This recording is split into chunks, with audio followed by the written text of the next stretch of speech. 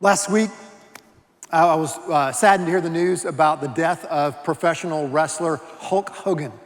I was a fan of Hulk's, followed his career for a long time, and he was a great wrestler, a great entertainer, a great American, and it was sad to see him pass on. I liked a lot of other wrestlers as well. Hulk reminds me a little bit of my favorite wrestler, Ric Flair, the Nature Boy. Yes, we have a lot of wrestling fans here today, and that is a good thing. Ric Flair was phenomenal, and he was great in the ring as a wrestler. He was great on the microphone. No one could turn a phrase or coin a phrase like the Nature Boy, Ric Flair. I could almost do a whole sermon series on his quotes. We won't do that today. But I do want to share with you one of his lesser-known quotes that I think does apply to what we're going to talk about today, if you'll work with me. So if you know the design of a typical wrestling match, a pro wrestling match, the guy that you think is going to win starts off getting beat, right? Their opponent is just beating the stew out of them and getting them in leg locks and arm bars and hitting him across the face and all this kind of stuff, and the ref is ignoring all the illegal stuff, and you know the drama.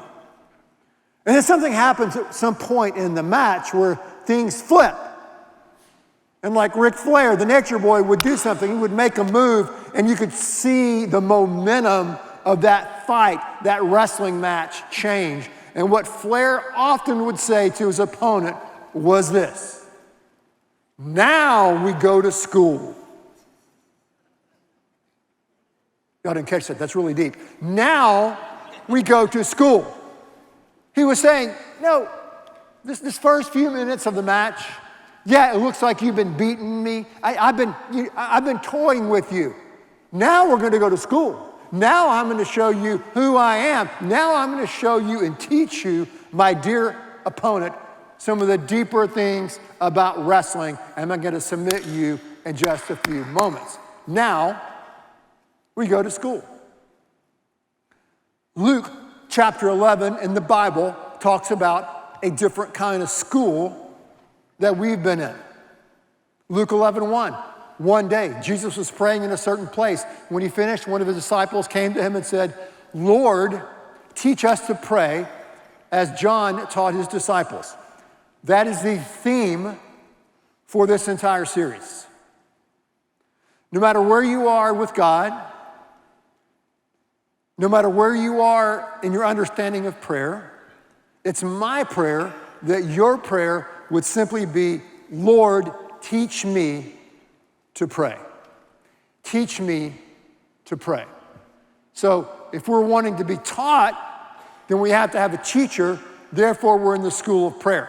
Now, we go to school. So we're going to skip, forgive me, first grade elementary school.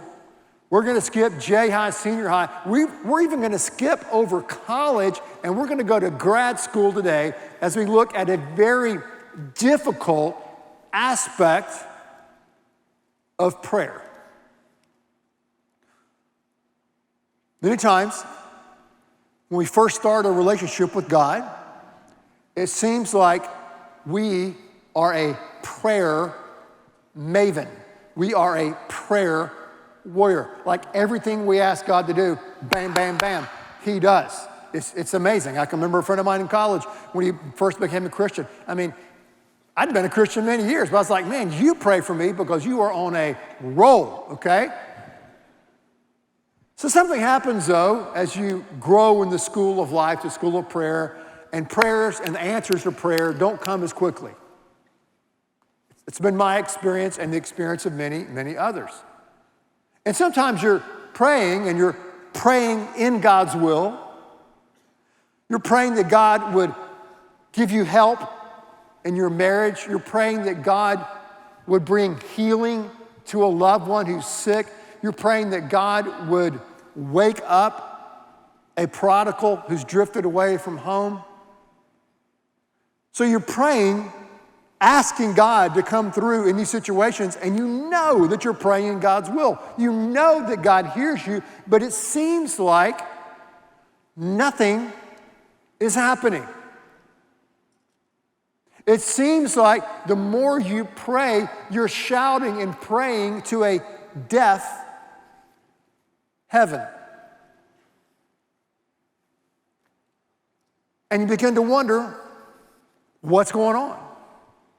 Why are my prayers not working? Why is God not intervening? Why is he not changing this person or altering this situation in the way that I know reflects his will? What is happening? It seems like, to use a very American phrase, prayer isn't working. So what do we do? How do we respond to that when we feel like our prayers are not getting through? Well, in this series, we've had a prayer card. So when you came in, you should have received a prayer card right there. And you can fill in the blanks. And we're going to go through things that we need or you will need in the future when you go through this season, when you feel like your prayers are not being heard or you think that prayer is no longer effective. It doesn't work. This is not fake. This is as real as it gets. So what do we need? If you're filling in the blank there, keeping score, what do we need? First thing we need is this, is that we need to go deeper with God. We need to go deeper with God. We're at a situation, we're in a season of prayer when it doesn't seem like God is answering the prayers the way we see fit or what we want. And we need to realize that God is taking us to a different place with him and taking us to a different place in the school of prayer. Now, I've been training in self-defense and martial arts for a long time. And the more you learn about self-defense, the more you learn about fighting, the less you want to fight. But you never conquer it. It's like some of you like to play golf. You never conquer golf. You can watch the tournament that's on today as you're napping and watching golf, trying to stay awake. And there'll be some pro who's phenomenal, and he'll shank it in the rough. He'll knock it in the pond, and you're kind of like, yeah, right? So you never conquer golf. You never conquer self-defense. And one of the things that the head coach where I train says all the time, he goes, listen, it's not about technique and self-defense and fighting. It's not about technique. It's not about knowing everything. It's about how you see the fight. How do you see the fight? How do you see this situation? So with God, when he's taking you through this time where you feel like he's not speaking, he's not guiding, he's not answering the prayer, we have to see the fight, see the situation in a different way. Prayer should not be reduced to a method of getting what we want, but prayer should be seen now as a means to deepen our relationship with God. We approach prayer now not as a consumer looking to buy a product, but as a child seeking the presence of his Heavenly Father. So we feel like prayer is not working, God's not answering my prayers. We begin to see the fight, see the struggle of prayer in a different way, and we realize, oh my goodness, prayer is not transactional, but prayer is transformational. Kierkegaard said, prayer doesn't change God, prayer changes me. Now, do we still pray for that prodigal who's drifted far away from God? Yes.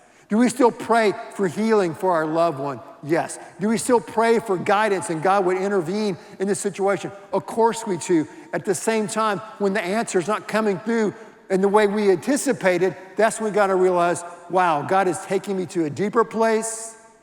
God is going to use this situation in my life as transformational, as a change agent, as a character building, as he's building the character of Christ inside of you and inside of me.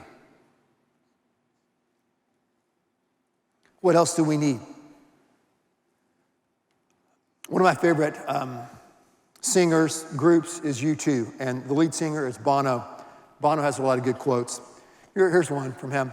He says, coolness might help in your negotiation with people through the world, maybe, but it's impossible to meet God with sunglasses on. Which is ironic for someone who has spent their entire life, Bono, with your sunglasses on. But anyway, I understand the point that he's making. We can't approach God during this season of prayer in a cool, detached manner. So if we're bumping up against the wall, if we feel like our prayers are, boom, going up, hitting the ceiling, and bouncing on top of our head, we need to realize that God's calling us to a deeper place, and we need to also get real with God. We need to get real with God.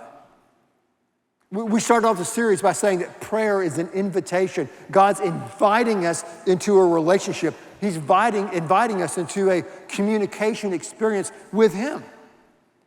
And in this space, God invites us into authenticity. God invites us to process the real and the raw and the rugged reality of life with Him in a very expressive and emotive way. In the Bible, the book that has the most chapters is the book of Psalms. Psalms has 150 chapters. If you want to grow deeper in prayer, if you want to learn more about prayer, go to Psalms, live in the Psalms, read the Psalms, listen to the Psalms, pray the Psalms. It will help you immeasurably. Again, 150 chapters in Psalms, most chapters in the Bible. Out of those 150 chapters, 43% are dripping with disappointment, with depression, with anger, with anxiety, with what theologians call laments. You say, well, I don't believe you. Look at Psalm 13, 1 and 2. David, one of the superheroes of the Bible. David, the farm boy who got into the ring with Goliath and became the heavyweight champion of Israel. David, who eventually became king, was also a father who had a rebellious son named Absalom who never came back home. He pours out his heart. Look at Psalm 13, 1 and 2. How long, Lord, will you forget me forever? How long? How long will you hide your face from me? How long must I wrestle, there it is again, wrestle with my thoughts and day after day and have sorrow in my heart? Habakkuk 1:2, how long must I call for help, but you do not listen, or cry out to you violence, but you do not save? We have to pour out to God what is inside of us, not what should be inside of us. All the Psalms, the book of Psalms, the book of Lamentations, the book of Ecclesiastes, the book of Job talks about how during a time when we feel like God is silent, we can enter into a raw and real place with God. And this is not comfortable for some people who grew up, like I did and many of you, in an evangelical tradition. You're not supposed to talk to God the way people talk to God in the Bible, which is kind of funny for people who say they believe in the Bible. God, where are you? God, why are you not answering my prayers? God, why do I swim in my tears every night as I'm trying to go to sleep at night?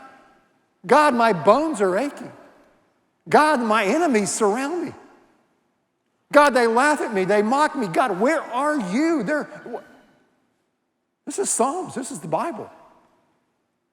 If you're going through a time where you feel like prayer doesn't work, you're not getting through, get real with God. Pour out to God what's really inside of you, not what should be inside of you. This graduate school of prayer is about going deeper with God, growing deeper in our understanding of prayer and seeing prayer not as transactional, but as transformational. It's about getting real and authentic with God, pouring out your heart, pouring out your thoughts before him. He's going to be okay. You're not going to knock him off his throne. Now, it doesn't mean you do this every time you pray. Like if you're going out to lunch today after church and you start going, Lord, I'm mad. No, that's probably not the time to vent. But we do need to make space in our relationship with God where we lay it all out. That's what Job did. That's what David did. That's what so many of the writers of this book did in the presence of God. We need to get real. And also, we need to give grace. We need to give grace. Look at Zechariah chapter 4, verse 7. Don't even try to find it. Just Zechariah 4:7.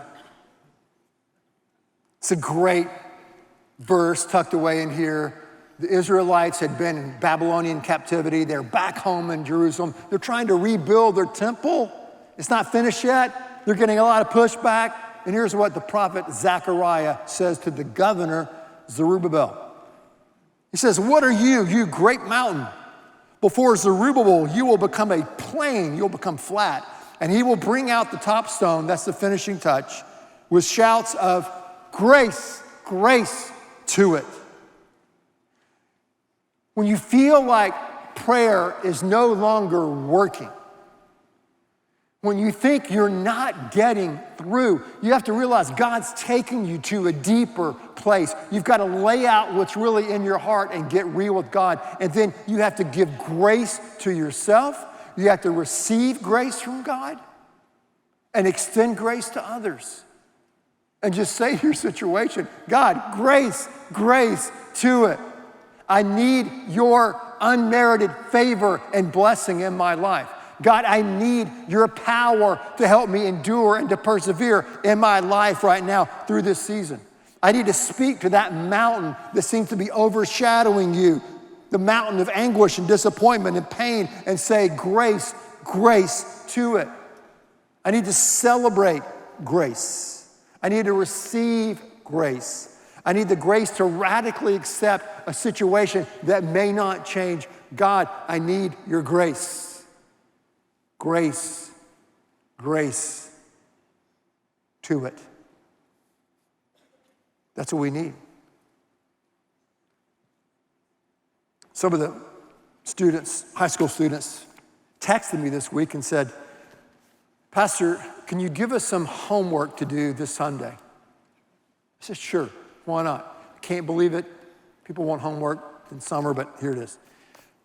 So if you have, look in the back of your card, there is a prayer. It's called a prayer of radical acceptance. You may have heard of the prayer before. It was written decades ago by an American theologian named Reinhold Niebuhr. Sounds German, but he was American. Here's his prayer. I think this prayer really encapsulates what the message God has for us today. It's a prayer that stood the test of time. It's a prayer that deals with the complexities of unanswered prayer and of surrender. I call it a prayer of radical acceptance. Take this prayer with you, read it when you're alone, carry it around with you in your purse or your jacket, put it on your refrigerator if you frequent that place a lot, as a reminder to pray. Here it is. God, grant me the serenity to accept the things I cannot change. Many of us have heard this before. Not the second half, though. The courage to change the things that I can, and the wisdom to know the difference. Living one day at a time, enjoying one moment at a time, accepting hardship as a pathway to peace, taking, as Jesus did, this sinful world as it is, not as I would have it, trusting that you will make all things right if I surrender to your will, so that I might be reasonably happy in this life and supremely happy with you forever and the next. Amen. That's a good prayer. That prayer can carry you a long way in life. That prayer can help you access the grace, and power of God in your life. Keep that prayer, hide it in your heart, speak it out, read it out to God. And then the homework, as requested by our students, is God, grant me the serenity to accept things I cannot change. What are those things in your life that you realize or God showed you you cannot change? And write it down. Grant me the courage to change the things I can. What can you change? What can you change? Write it down. God, grant me the wisdom to discern and to know the difference, and the wisdom to live this life. What's the wisdom piece? What's the story? What's the quote? What's the verse that God's given you to guide you and lead you in this moment as you wrestle in prayer? You know, church is a kind of a weird thing. Churches, like what we're doing here, worship, on many levels. I'll just deal with one. Is that when you're in church, and I know this, I haven't done a lot in life, but I've done a lot of church, okay? I was in church when my mom was pregnant. I knew Amazing Grace, the first stanza, before I came out of the womb. I've done church, okay? I kind of know it. And you're in church, and you look around, you're like, at these people, right? And they're like, wow, they know these songs, and they know these prayers, and they even got their own Bible with their name on it. And you just think, wow, these people have it all together, and I don't, right? And listen, they may or may not have it all together. They probably don't. But know this, that everybody that you're seated around, even the person you're seeing right now in the white shirt and blue suit, everybody is going through something. Everybody is processing some anxiety and stress and pain, and maybe you're going through a time where you feel like prayer is not working. Everybody in here. So you're not alone. You're not alone. You're not alone in wrestling and struggling in life. You're not alone in wrestling with prayer. You're not alone. God may be calling you to something deeper. God may be calling you to a way to express that self, express it verbally, what you're really going through. I know God calling all of us to say, God, I need grace. Open your hands, your heart, your mind to God's grace. One of my favorite leaders of all time, maybe the greatest leaders ever lived on some level, would have to be Paul in the Bible. I like Paul. I like Paul's passion. I like his ability to persuade. I like his perseverance. He had been through a lot of stuff in his life. I like Paul. Paul did a lot of amazing, crazy, head-spinning miracles. Read about him in the book of Acts. Amazing stuff. Amazing. However, Paul dealt and wrestled with this question here today as much as anybody did. Again, a guy who was seeing people healed, a guy who saw people raised from the dead, a guy who had performed many mighty miracles, couldn't fix the situation that he talks about in 2 Corinthians chapter number 12. He had this thorn, we don't know what it was, this thorn that was painful. This situation, this circumstance, perhaps this illness, we don't know what it was, but Paul prayed in God's will, God, take it away, God, remove it. God said no. He prays, God, take it away, God, remove it. God says no. God, take it away, God, remove it. I'm praying in your will. God says no. No. And then God drops this into Paul's life. Paul, I'm not going to take it away, but I am going to give you enough grace to endure it. And when I give you the grace, you will experience my power in a way that you never have in your entire life. My grace is sufficient for you.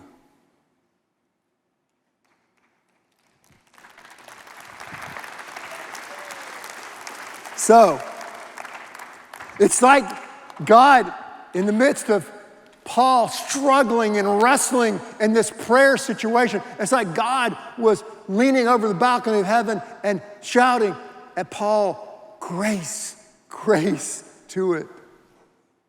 Grace, grace to it. I will hold you. I will sustain you. I will empower you in this moment, Paul. Grace, grace to it. That was God's message to Paul. And here today, in this crisp and cool August day in H-Town 2025, as we overhear this message that God had for Paul, that's God's message for you, no matter what you're going through today, is grace. Grace, grace to it. Receive His grace today. Go deeper with God today. He's calling you. He's calling you.